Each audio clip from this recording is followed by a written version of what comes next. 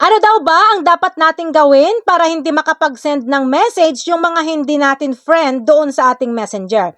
So sa mga hindi pa nakakaalam guys, sundan nyo lang ang video na ito. So dito guys, sa ating messenger, pindutin lang natin itong tatlong line dito sa baba. Tapos, pindutin natin itong settings. And then, scroll natin sa baba at hanapin natin yung privacy and safety. Yan, pindutin natin. Tapos, pindutin natin itong message delivery.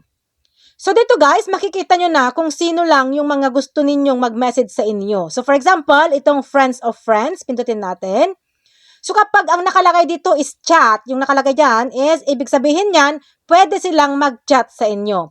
Pero ito naman kung ito na mga message request, makikita mo yung mga message nila doon sa message request at hindi siya dediretso doon sa inbox mo.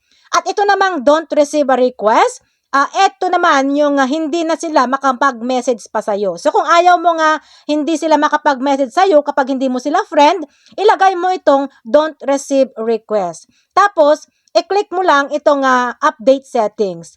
Tapos ganun din guys, ang gawin mo dito sa people in your Facebook group, page you follow, at itong others on Messenger or Facebook. Para lahat ng mga hindi mo friends guys ay hindi na sila makapag-message pa sa'yo.